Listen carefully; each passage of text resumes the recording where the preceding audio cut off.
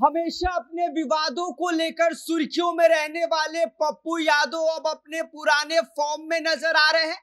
पप्पू यादव ने अब सीधी तौर पर भाजपा और इलेक्शन कमीशन की खपलेबाजी का पोल खोल कर रख दिया है और पप्पू यादव ने साफ साफ कह दिया है कि एसआईआर बीजेपी की साजिश का हिस्सा है।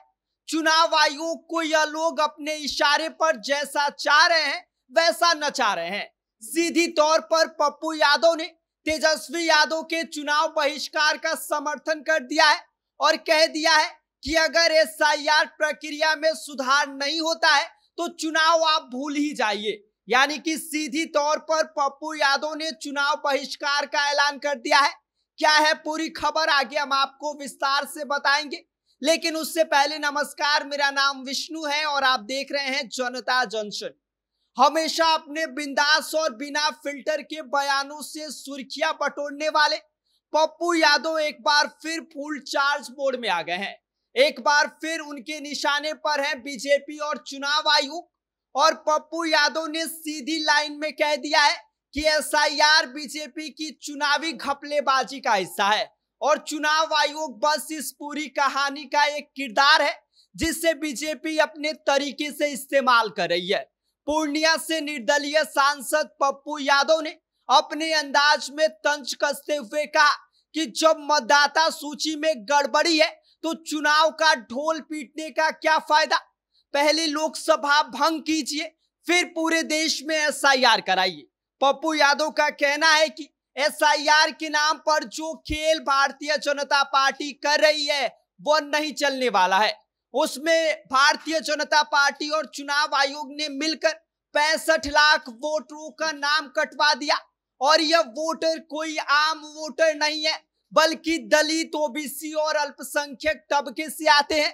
पप्पू यादव ने सीधा आरोप लगाया है कि यह बीजेपी की सोची समझी साजिश का हिस्सा है ताकि वोटिंग मशीन से पहले वोटर मशीन में ही इन लोगों को आउट कर दिया जाए। उन्होंने तेजस्वी यादव के चुनाव बहिष्कार के बयान पर भी खुलकर समर्थन दे दिया है।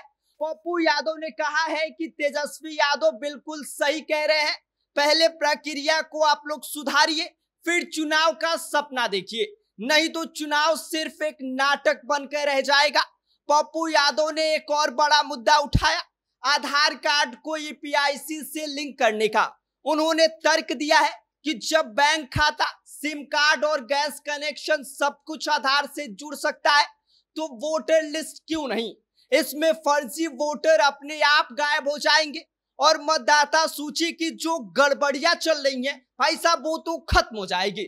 साथ ही पप्पू यादव यहीं पर नहीं रुके, उन्होंने चुनाव आयोग को भी अपने लपेटे में लिया और कहा कि चुनाव आयोग अब बीजेपी का इलेक्शन मैनेजमेंट ऑफिस बन के रह गया है। यहाँ बस चुनाव आयोग को बीजेपी जैसा चाह रही है वैसा यूज कर रही है और यहाँ जनता के भरोसे की जगह बीजेपी के जो इशारे हैं उस पर चुनाव आयोग चलने का काम कर रही है। राजनीति में अपनी अलग पहचान रखने वाले पप्पू यादव ने इस बार अपनी निष्ठा भी साफ कर दी है कि मैं राहुल गांधी का सिपाही हूं।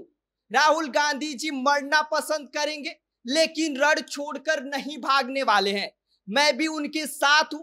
उन्होंने साफ तौर पर कह दिया है कि 17 अगस्त से शुरू होने वाली राहुल गांधी की बिहार यात्रा में वे सक्रिय रूप से अपनी भागीदारी निभाएंगे और जनता की हक की लड़ाई बताएंगे। यानी कि पप्पू यादव का मैसेज बिल्कुल क्लियर है कि इस बार मैदान में सिर्फ वोट नहीं बल्कि वोटर लिस्ट की लड़ाई भी लड़ी जाएगी। तेजस्वी यादव, राहुल गांधी और अब पप्पू यादव, यह तिकड़ी अगर मैदान में उतर जाती है तो विपक्ष की एकजुटता को नई ताकत मिल सकती है। पप्पू यादव की बिना सेंसर बयानबाजी और तेजस्वी यादव का आक्रामक अंदाज और राहुल गांधी का भारत जोड़ो टच का यह कॉम्बो बिहार की सियासी हवा को गर्म कर सकता है। लेकिन सियासत में हर बयान के पीछे एक चाल होती है। राजनीतिक गलियारों में इस बात की भी चर्चा हो रही है कि पप्पू यादव का यह बयान महज उनकी खुद की ही सियासी जमीन को मजबूत करने की बस कवायद है। आखिर 2025 विधानसभा चुनाव सामने है, ऐसे में पप्पू यादव इस बात को अच्छे से जानते हैं कि बयानबाजी से सुर्खियां और सुर्खियों से वोट का फॉर्मूला बिहार में कई बार इस पर वो काम कर चुके हैं और इस बात का उन्हें अंदेशा भी है कि शायद हमारे लिए भी कुछ फायदा हो जाएगा। बाकी इस पूरी खबर पर आपका क्या कहना है और पप्पू यादव के इस बयान को लेकर आप क्या सोचते हैं, आपकी क्या राय है, आप हमें कमेंट कर सकते हैं। आप देख रहे हैं जनता जंक्शन, मेरा नाम विष्णु है।